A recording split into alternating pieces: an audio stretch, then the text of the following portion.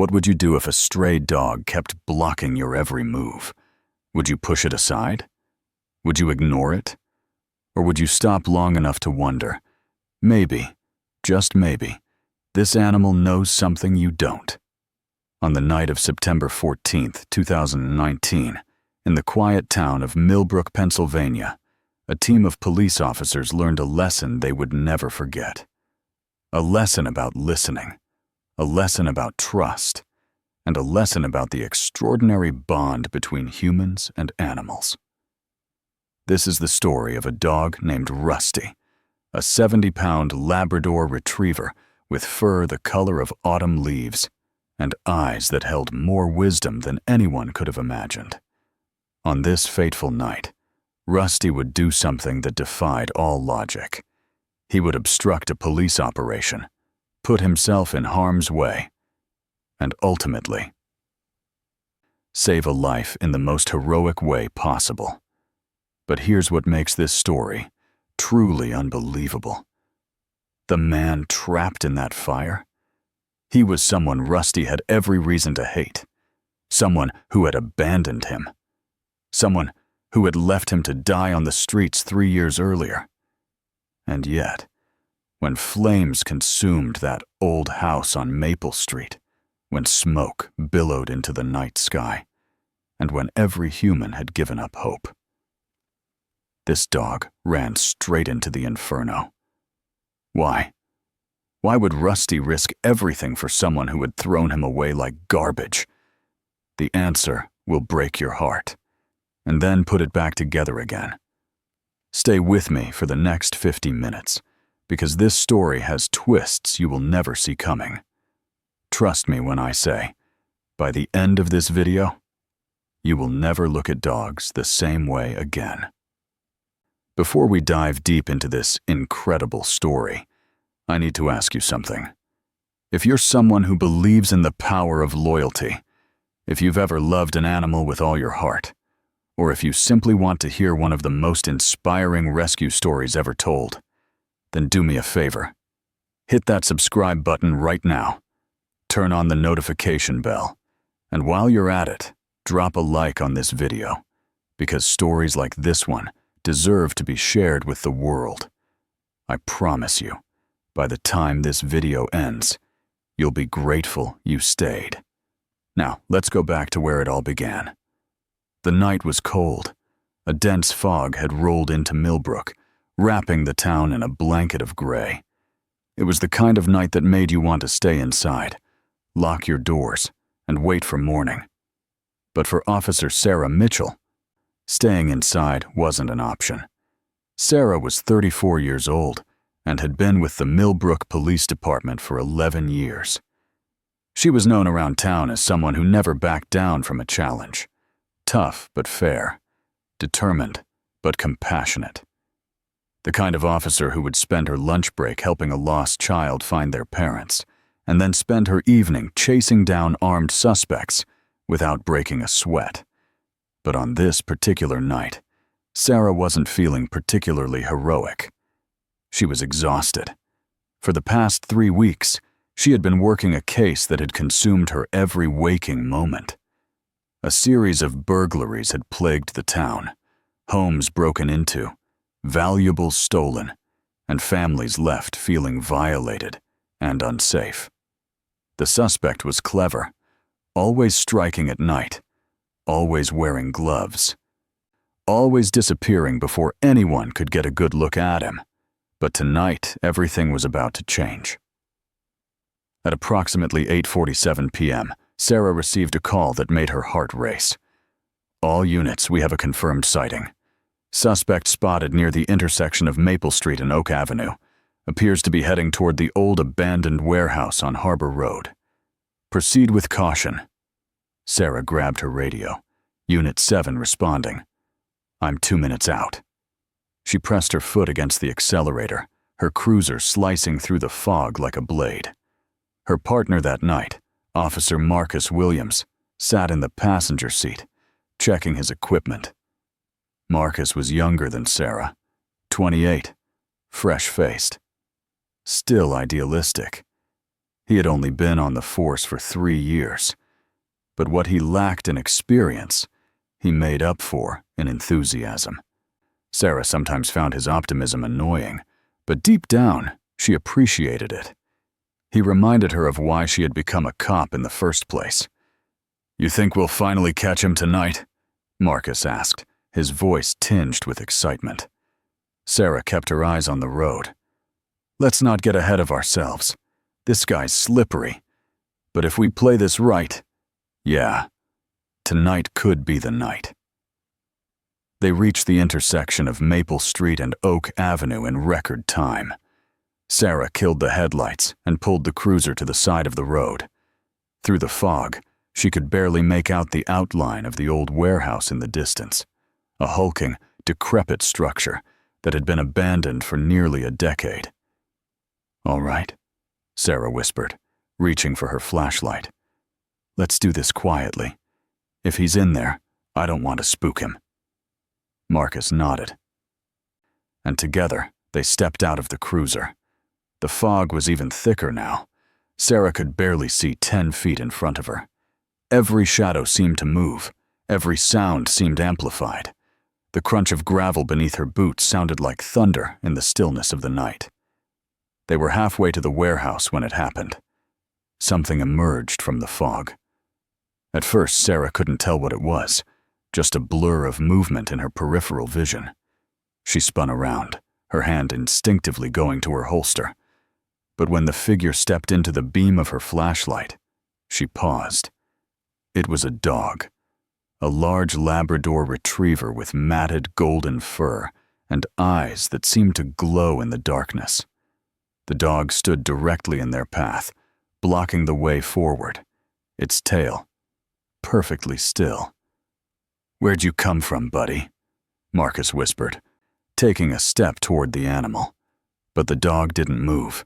It just stood there, staring at them with an intensity that made Sarah's skin prickle. "Forget the dog," Sarah said quietly. "We need to keep moving. The suspect could be getting away." She tried to walk around the Labrador, but the animal sidestepped, blocking her path once again. Sarah frowned. "Hey, move." The dog didn't budge.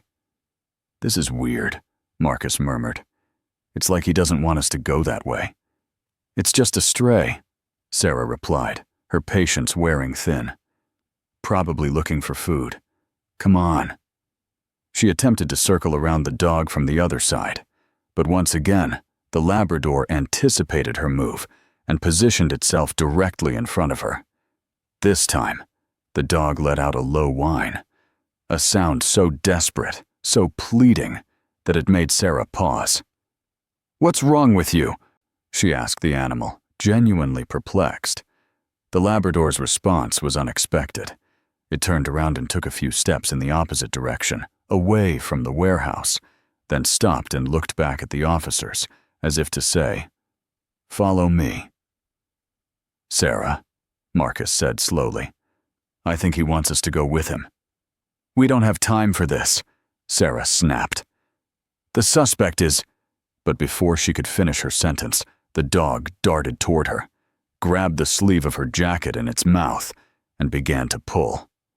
Sarah yanked her arm free, her frustration boiling over. "Enough! We have a job to do!" She pushed past the dog and began walking toward the warehouse. Marcus hesitated for a moment, looking back at the Labrador with something like sympathy, then followed his partner. But the dog wasn't done. It ran ahead of them, planted itself in their path once more, and this time it barked. Not an aggressive bark, but a bark filled with urgency, with desperation, with something that almost sounded like fear. "I've never seen an animal act like this," Marcus said, his voice filled with wonder. "It's like he's trying to tell us something." Sarah's jaw tightened. Every second they wasted with this dog was a second the suspect could use to escape. She had worked too hard on this case, spent too many sleepless nights, to let everything fall apart now. "Radio for backup to handle the dog," she ordered Marcus. "I'm going ahead." But as she took another step forward, the Labrador did something that stopped her in her tracks. It howled.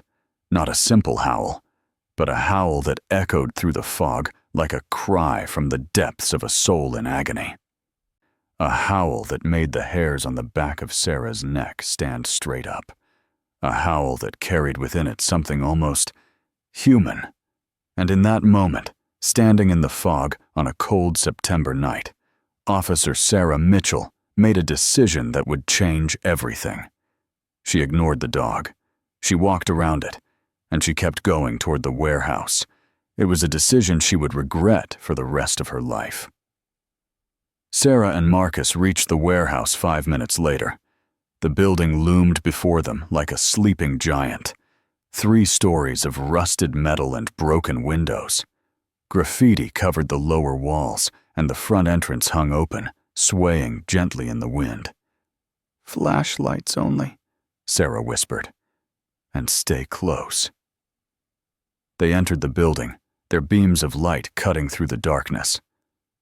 The interior was a maze of abandoned machinery, fallen debris, and shadows that seemed to shift and move with a life of their own. For 20 minutes they searched. They checked every corner, every room, every hiding spot they could find. But the suspect was nowhere to be seen. "He's not here," Marcus said finally, frustration evident in his voice.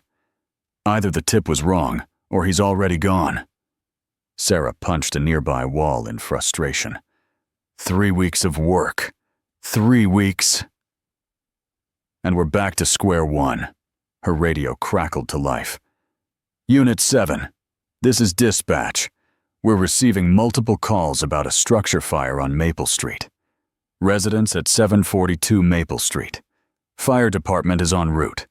Any units in the area, please respond." Sarah and Marcus exchanged a look. Maple Street. That was where they had encountered the dog.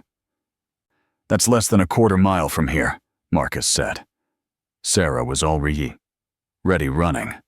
When they arrived at 742 Maple Street, the scene that greeted them was nothing short of nightmarish. The house was engulfed in flames. Fire poured from every window, licking at the night sky like the tongues of 1,000 demons. The heat was so intense that Sarah could feel it from 50 feet away. Neighbors had gathered on the sidewalk, some crying, some screaming, all of them helpless in the face of such destruction. "Is anyone inside?" Sarah shouted to the crowd. An elderly woman stumbled toward her, tears streaming down her face. "Harold! Harold Jameson! He lives there alone! He hasn't come out! Oh God, please, someone help him!" Sarah grabbed her radio. "Dispatch, we have a confirmed occupant trapped inside the structure at 742 Maple, requesting immediate assistance from fire and rescue." "Fire department ETA is 8 minutes," dispatch responded. 8 minutes. In a fire like this, 8 minutes might as well be 8 hours. Sarah stared at the burning house, her mind racing. She wasn't trained for this. She wasn't equipped for this. Going inside would be suicide. But somewhere in there, a man was dying. She was about to do something reckless, something that went against every protocol she had ever learned, when movement caught her eye. It was the dog, the same golden Labrador that had blocked their path earlier, the same dog that had howled with such desperate urgency. Rusty. The Labrador was standing at the edge of the property, staring at the burning house. Its body was trembling, but its eyes were fixed on the flames with a determination that made Sarah's heart skip a beat. "Oh no," she whispered. "No, no, no." Before anyone could stop him, the dog ran. Straight toward the burning house, straight through the front door, straight into the inferno. "Stop!" Sarah screamed, lurching forward. But it was too late. The Labrador had disappeared into the smoke and flames, swallowed by the fire as if he had never existed. Marcus grabbed Sarah's arm, pulling her back. There's nothing you can do. The dog's gone." But Sarah wasn't listening. She was staring at the burning house, her mind struggling to process what she had just witnessed. That dog, that stray, that nuisance, that obstacle to their mission, had just run into a burning building without a moment's hesitation. Why? To understand what happened next, we need to go back in time. 3 years earlier, in the summer of 2016, a man named Harold Jameson lived a very different life. Harold was 71 years old, a retired factory worker with calloused hands and a heart that had grown hard over the years. His wife, Margaret, had passed away 2 years prior, and the grief had changed him. Where once there had been a man who loved to laugh, who loved to garden, who loved to spend Sunday afternoons barbecuing for his neighbors, now there was only emptiness. Harold began to drink. He withdrew from the world. He stopped answering the phone when his children called. He let his house fall into disrepair. He became a ghost, haunting the rooms where he and Margaret had built a life together. And then, one day, someone new came into his life. A puppy. Harold's neighbor, Mrs. Patterson, had found a litter of Labrador puppies abandoned in a cardboard box by the highway. Most of the puppies were quickly adopted, but one remained, a runt with fur the color of rust and a stubborn streak a mile wide. "Please, Harold," Mrs. Patterson had begged. "I can't keep him, and I know Margaret always wanted you to have a dog. She told me once, you know. She said, Harold needs a companion, someone to keep him company when I'm gone." Harold had tried to refuse. He had 100 excuses. He was too old, too tired, too broken. But when the puppy looked up at him with those big brown eyes, something stirred in Harold's chest, something he thought had died with Margaret. He took the puppy home. He named him Rusty. For 6 months, Rusty was the light of Harold's life. The puppy's boundless energy forced Harold to get out of bed in the morning. His playful antics made Harold smile for the first time in years. His unconditional love reminded Harold that maybe, just maybe, life was still worth living. But then, Harold's drinking got worse. The demons he had tried to suppress came roaring back. He began to resent the dog, resent the way Rusty needed him, resent the responsibility, resent the reminder of what his life had become. And one night, in a drunken rage, Harold did something unforgivable. He put Rusty in his truck, drove 20 miles outside of town, and left him on the side of the road. "You're on your own now," Harold had slurred, refusing to meet the dog's confused, trusting eyes. "I can't take care of anyone, not even myself." And then he drove away. He didn't look in the rearview mirror. He didn't see Rusty chasing after the truck, running until his little legs couldn't carry him anymore. He didn't hear the howl of abandonment that echoed through the empty countryside. Harold went home, drank himself into oblivion, and tried to forget. But Rusty never forgot. For 3 years, the Labrador survived on the streets. He scavenged for food. He endured harsh winters. He was chased away by people who saw him as nothing more than a nuisance. But through it all, something kept him going. A memory, a scent, a hope. And somehow, against all odds, Rusty found his way back. Back at 742 Maple Street, the fire was spreading. Sarah stood helplessly on the lawn, watching the flames consume the building. Marcus was coordinating with the neighbors, trying to keep everyone at a safe distance. The wail of approaching fire engines could be heard in the distance, but they were still minutes away.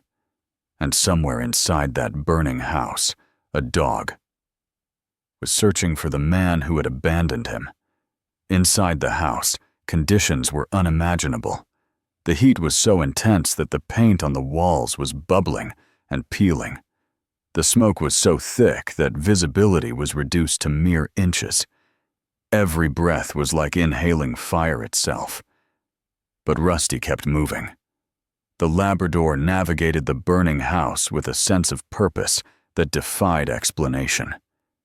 He weaved around fallen debris, ducked under collapsing beams, and pushed through walls of flame that would have sent any other creature fleeing in terror.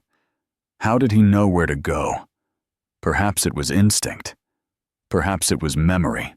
Or perhaps it was something deeper, something that science could never fully explain.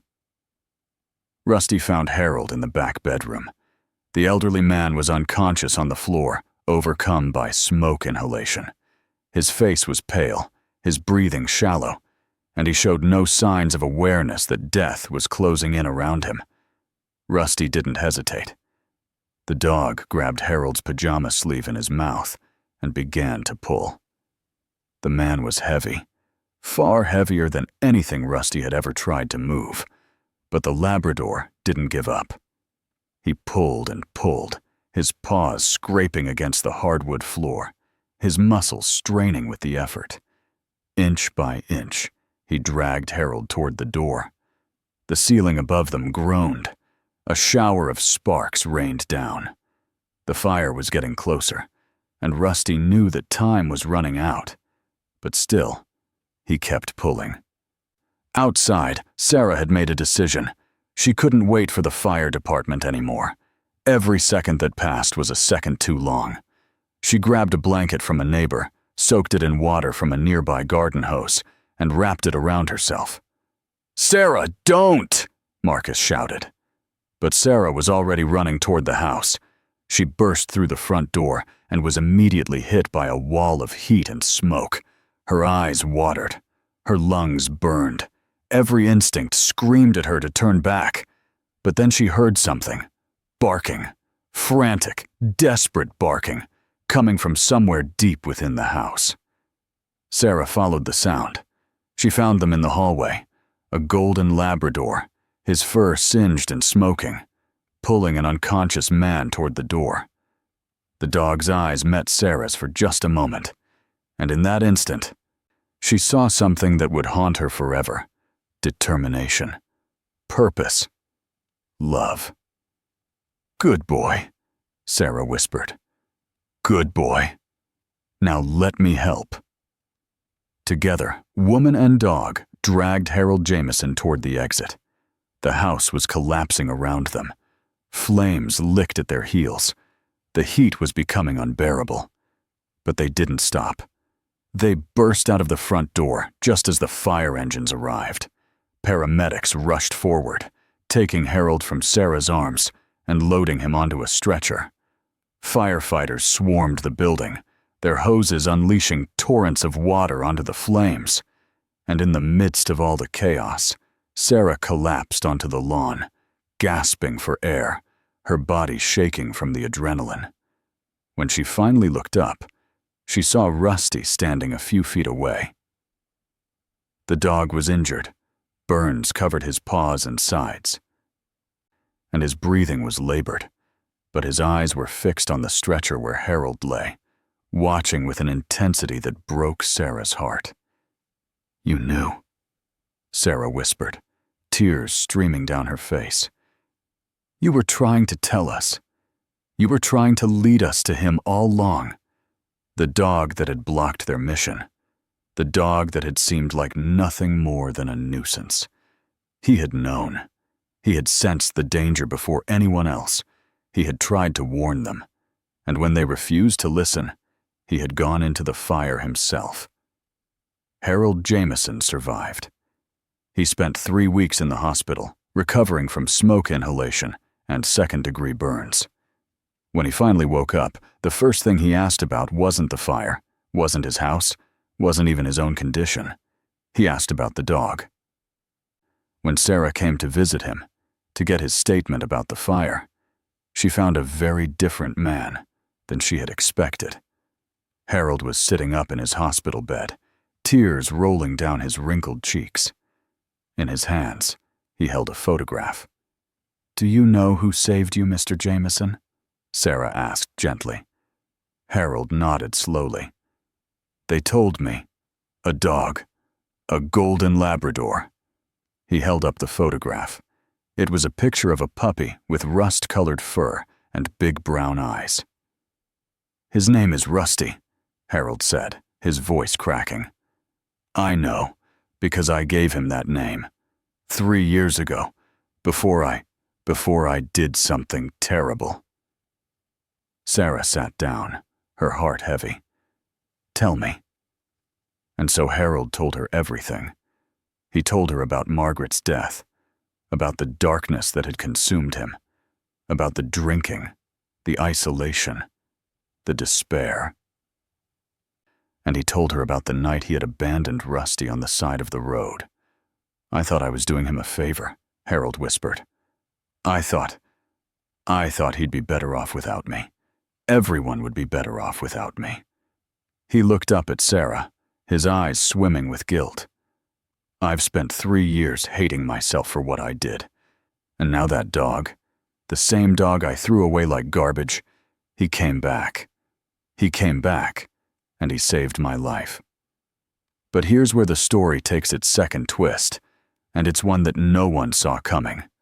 Not Sarah, not Harold, not even Rusty.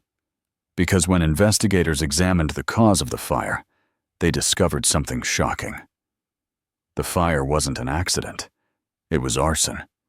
Someone had deliberately set Harold's house ablaze, and when they reviewed security footage from a nearby business, they captured an image of the arsonist fleeing the scene.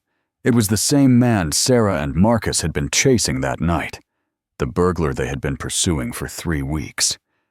His name was Vincent Mercer, a 32-year-old drifter with a long criminal record and a history of violence. It turned out that Harold Jameson had interrupted one of Vincent's burglaries 2 months earlier. Harold hadn't gotten a clear look at the man's face, but Vincent didn't know that. He had set the fire to eliminate a potential witness, and if not for Rusty, if not for that persistent, determined, unbelievably loyal dog, Harold Jameson would have died, and Vincent Mercer would have gotten away with murder. But there's more. When Sarah arrested Vincent 3 days later, she discovered something in his possession that made her blood run cold. A list. A list of addresses, homes he planned to burglarize, and people he planned to deal with. Sarah's home address was on that list. Vincent had been watching her. He knew she was getting close to catching him.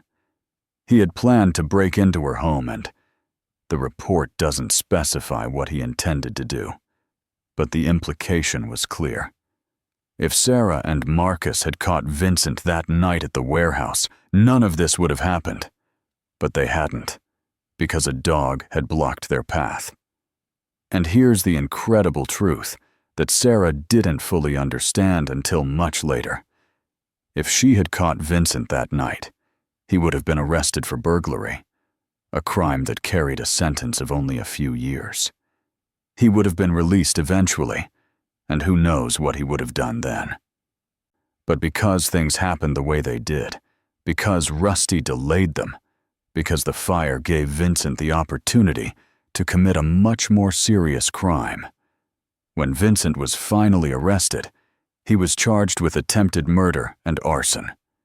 He was sentenced to life in prison. A dog's interference had seemed like an obstacle, but in the end, it had led to a greater justice. In the weeks that followed, something remarkable happened in the small town of Millbrook. Harold Jameson was released from the hospital with nowhere to go. His house was destroyed. His possessions were gone. He had no family nearby, no close friends, nothing but the clothes on his back and the weight of his past on his shoulders. But he wasn't alone. Rusty was waiting for him. The veterinary clinic that had treated the dog's burns had nursed him back to health. And when Harold walked through those clinic doors, using a cane, his hand still bandaged, Rusty was there. The dog stood up slowly, his own injuries still healing, and walked toward the man who had abandoned him 3 years ago. Harold fell to his knees. "I'm sorry," he sobbed, wrapping his arms around the dog. "I'm so sorry, boy. I'm so sorry." And Rusty did what dogs do. He forgave. He licked the tears from Harold's face. He pressed his warm body against the old man's chest. He made a sound, not quite a bark, not quite a whine, that seemed to say, "It's okay. I never stopped loving you." Officer Sarah Mitchell was there that day. She had been visiting regularly, bringing supplies for Rusty, checking on his recovery. She had grown attached to the dog, to his gentle spirit, his unwavering loyalty, his capacity for love despite everything he had endured. But she knew who Rusty truly belonged to. "He came back for you, Harold," Sarah said softly. "After everything. He came back. That kind of love doesn't just happen. You must have done something right." Harold looked up at her, his eyes red and swollen. "I don't deserve him." Sarah smiled. "Maybe not. But he deserves you. He deserves a second chance. And so do you." With the help of the community, Harold was given a fresh start. The people of Millbrook rallied together in a way they never had before. They raised money to help Harold find a new place to live. They donated furniture, clothes, and supplies. Local businesses offered him support. The fire department named Rusty an honorary member. And Sarah? Sarah visited Harold and Rusty every week without fail. She would sit on Harold's new porch, drinking coffee, watching Rusty play in the yard, his fur growing back, his burns healing, his tail wagging with a joy that seemed impossible given everything he had been through. One afternoon, about 6 months after the fire, Harold said something that stopped Sarah in her tracks. "You know," he said quietly, staring at Rusty, "I used to think God had forgotten about me. After Margaret died, after everything fell apart, I thought I was beyond saving." He turned to look at Sarah. "But I was wrong. God didn't forget me. He just sent me a different kind of angel, one with 4 legs and a heart bigger than any human I've ever known." And in that moment, looking at the old man and the dog who had saved him, Sarah understood something profound. Heroes don't always wear capes. They don't always carry badges or drive fire trucks. Sometimes heroes have fur. Sometimes they bark. Sometimes they run into burning buildings without a moment's hesitation, not because they don't feel fear, but because their love is stronger than their fear. Rusty wasn't just a dog. He was a reminder that loyalty transcends betrayal, that forgiveness is always possible, that sometimes the ones we've hurt the most are the ones who love us the deepest. 3 years ago, Harold Jameson abandoned a puppy on the side of the road. 3 years later, that same puppy came back and ran into a fire to save him. That's not just a story about a dog. That's a story about redemption. That's a story about second chances. That's a story about a love so powerful, so pure, so unwavering, that it defied logic, defied circumstance, and defied even death itself. Harold Jameson lived another 7 years after the fire. When he passed away peacefully in his sleep at the age of 78, Rusty was lying right beside him. The dog refused to leave his master's side, not at the funeral, not at the burial, not for weeks afterward. Sarah eventually took Rusty in, and she loved him for the rest of his days. But here's the ending that truly breaks me every time I think about it. When they cleaned out Harold's apartment after his death, they found a journal. And in that journal, Harold had written one final entry. "Today, Rusty and I watched the sunrise together. He's getting old now, gray around the muzzle, slower than he used to be. But when he looks at me, I still see that puppy I found all those years ago. the one I didn't deserve, the one who came back anyway. People ask me what it's like to have a dog like Rusty. I never know what to say, because the truth is, I don't have a dog like Rusty. Rusty has a human like me, and every day I try to be worthy of his love. If there's one thing I've learned in this life, it's this: we are not measured by our worst moments. We are measured by what we do with the moments that come after. Rusty taught me that. He taught me that it's never too late to come home. It's never too late to be forgiven. It's never too late to start again. Thank you, boy. Thank you for saving my life, not just from the fire, but from myself. I love you, Rusty, and wherever we go next, I hope we go together. And that, my friends, is the story of Rusty, the Labrador retriever who blocked a police mission and then saved a man from a horrific fire. A dog who should have been bitter but chose to love. A dog who should have given up but chose to hope. A dog who reminded all of us what it means to be truly loyal. If this story touched your heart, please share it with someone who needs to hear it. Drop a comment below telling me about your own pet, about the love you share, about the lessons they've taught you.